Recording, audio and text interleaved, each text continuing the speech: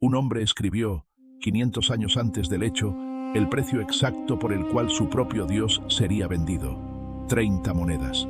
Ni una más, ni una menos. No fue adivinación, no fue coincidencia. Fue un profeta llamado Zacarías, sentado en una Jerusalén en ruinas, escribiendo líneas que solo cobrarían pleno sentido 4 siglos y medio después, en una noche en la que un discípulo devolvería ese mismo valor arrojándolo al suelo de un templo. La mayoría pregunta si las profecías sobre Cristo se cumplieron. Esa no es la pregunta correcta.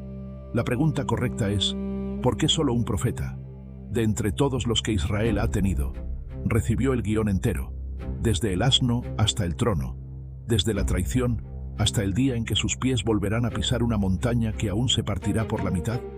Hay un detalle que casi ninguna lectura apresurada nota. Todas las visiones más famosas de este libro, 8 en total, no llegaron a lo largo de meses o años. Llegaron en una sola noche. Un hombre, durmiendo, o tal vez ni siquiera durmiendo, recibiendo en secuencia ininterrumpida escenas que atraviesan siglos de historia que él jamás vería. Y lo que viene más adelante es aún mayor.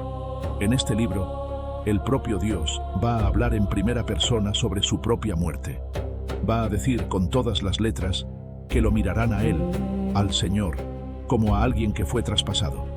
Eso no está en ningún otro lugar del Antiguo Testamento con esta claridad. Y hay una última escena, la más extraña de todas. Un monte partiéndose por la mitad, debajo de los pies de alguien que desciende del cielo.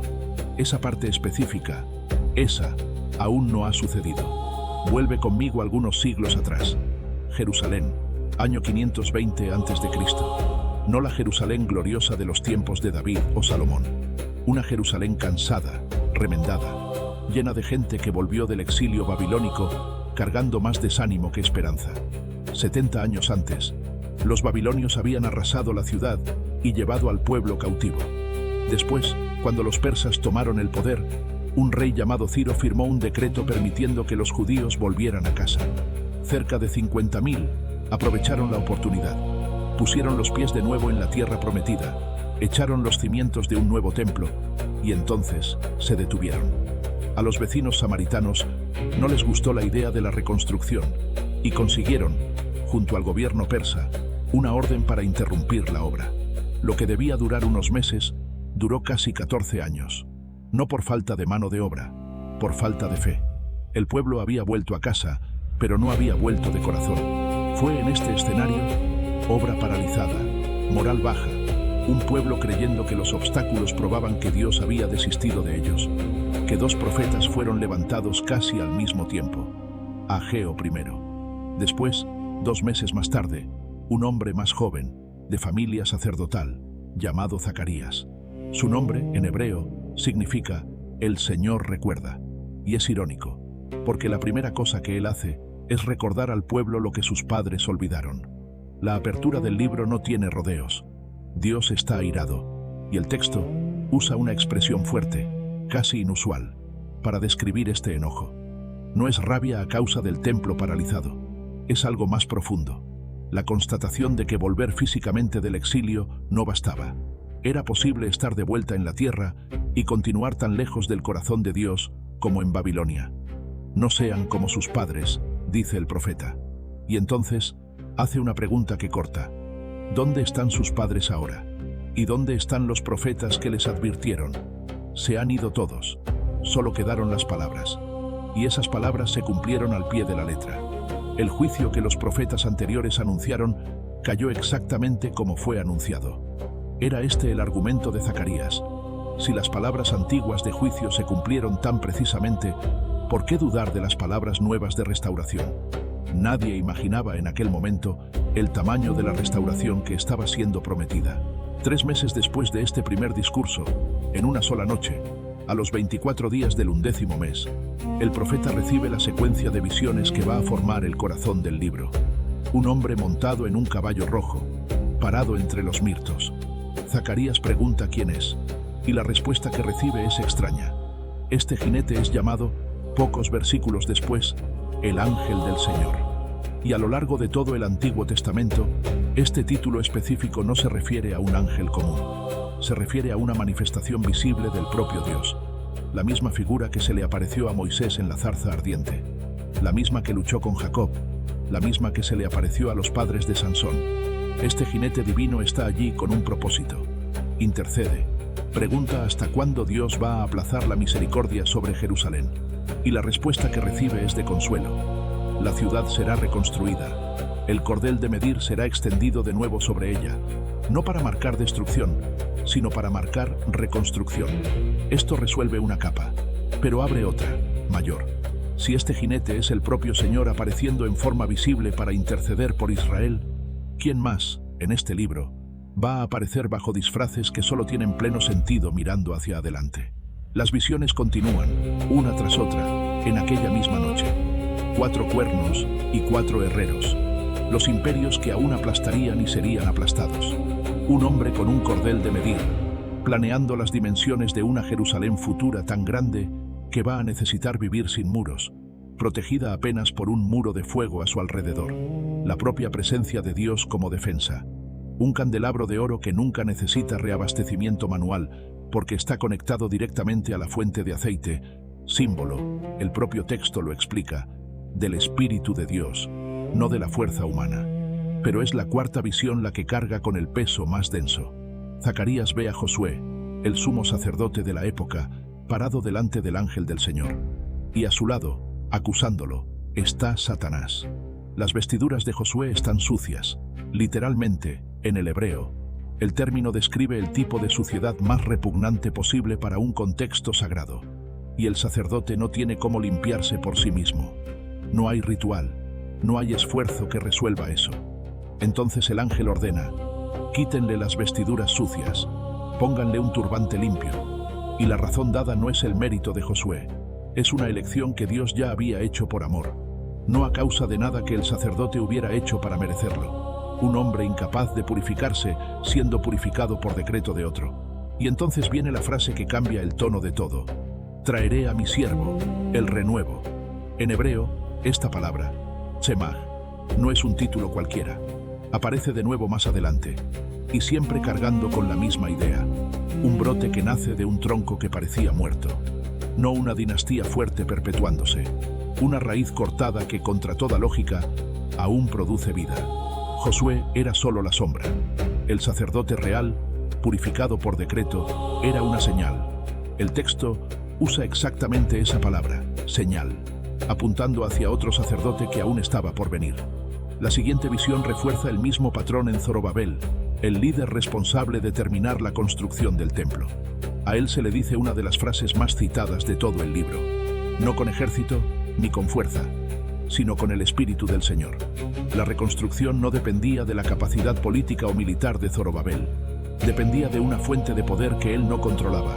Y ambos, Josué y Zorobabel, sacerdote y gobernante, son llamados en el texto los dos ungidos, literalmente hijos del aceite, los canales a través de los cuales la gracia de Dios llegaba al pueblo en aquel momento. 2 hombres comunes cargando con un papel demasiado grande para ellos solos.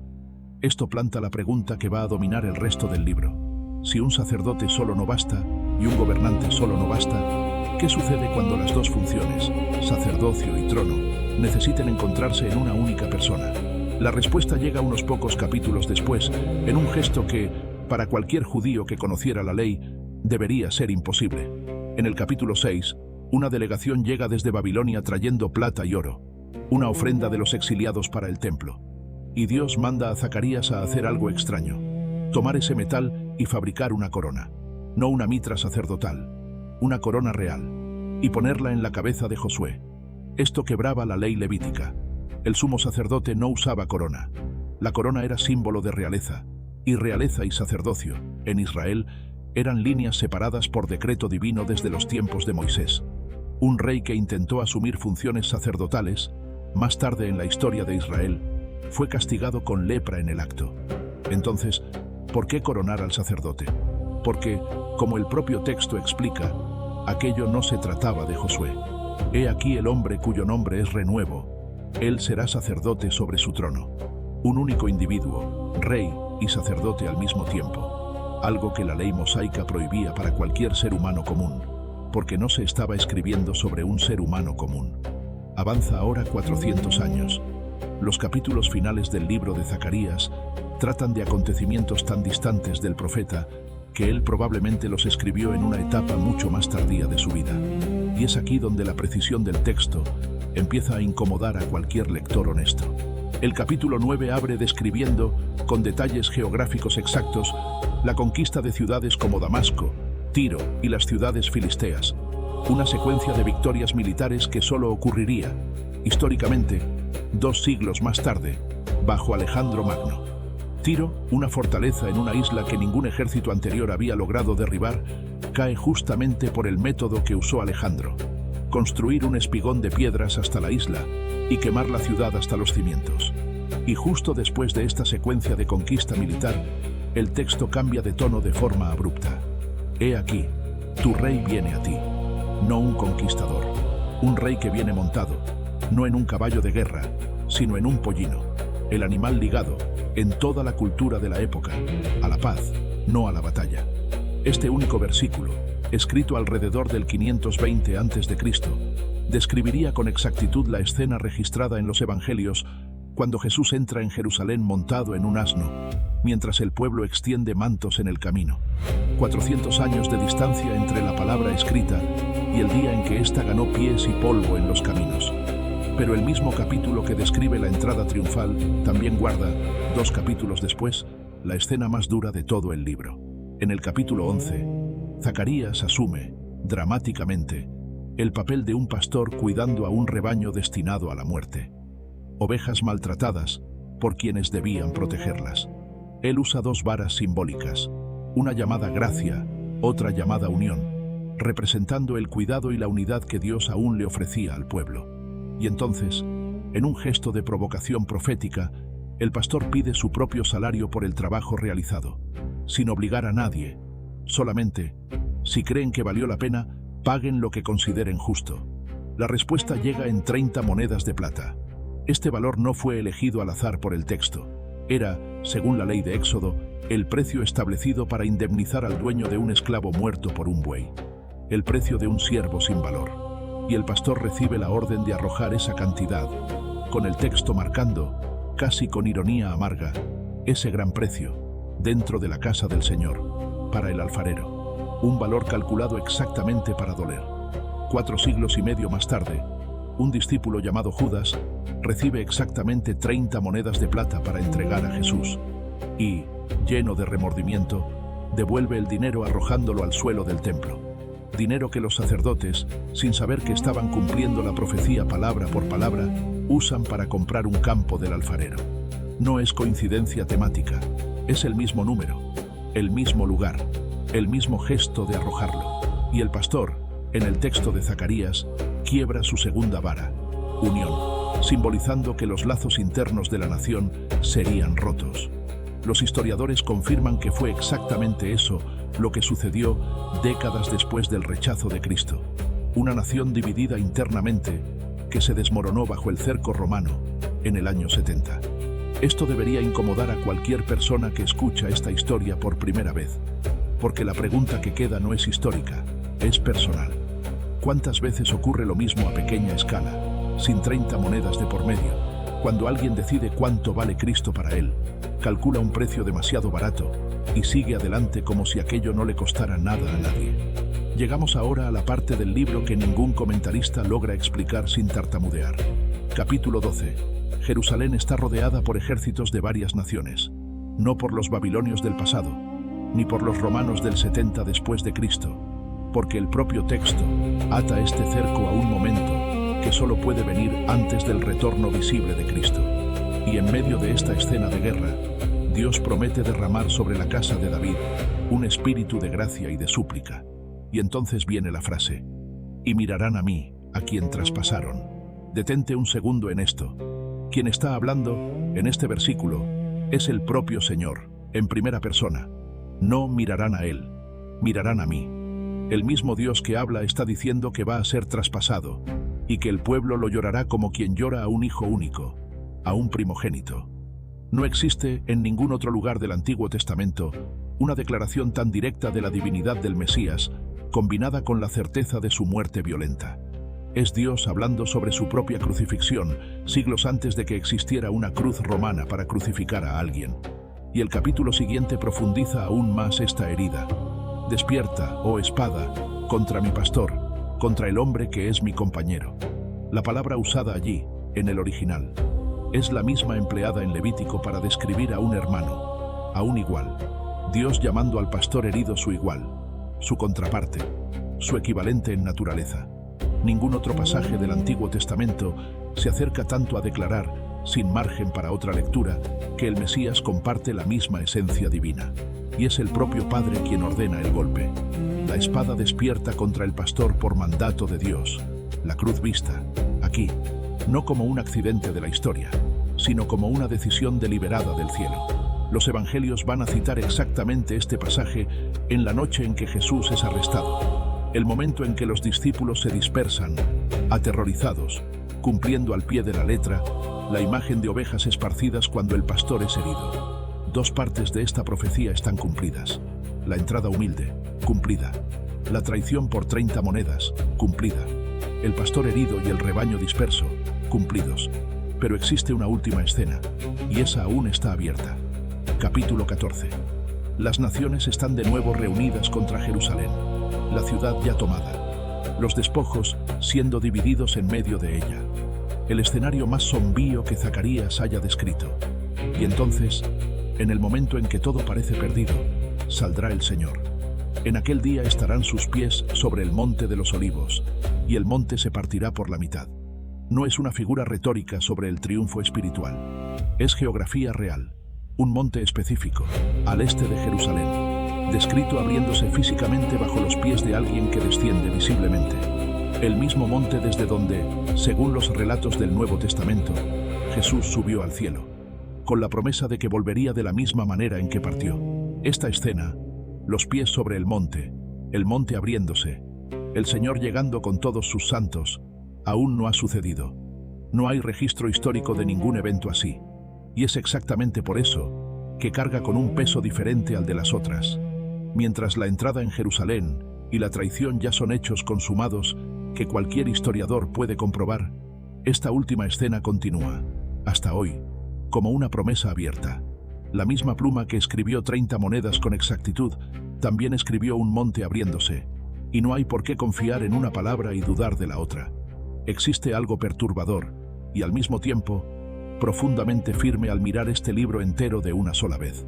Un profeta, escribiendo en una ciudad en ruinas, para un pueblo demasiado cansado para creer que la reconstrucción valía la pena, recibió autorización para ver más allá de su propio tiempo, para ver a un rey entrando humilde, a un pastor siendo vendido por una miseria calculada, a un compañero divino siendo herido por orden del propio Padre, y por fin, a un monte abriéndose bajo unos pies que aún volverán a pisar esta tierra. Las partes que ya se cumplieron no dejan espacio para la casualidad, y es justamente por eso que la parte que aún no se ha cumplido merece ser tomada tan en serio como las otras. Si has llegado hasta aquí y has sentido el peso de esta secuencia, cuéntamelo en los comentarios. Quiero saber cuál de estos detalles te conmovió más. Y si este viaje por las Escrituras tiene sentido para tu vida, quédate aquí con nosotros, porque hay muchas cosas buenas por venir. Me alegra que hayas caminado conmigo por este texto hasta el final. La historia de Zacarías termina con una promesa que aún sigue en pie, esperando el día en que dejará de ser profecía para convertirse, una vez más, en un hecho consumado.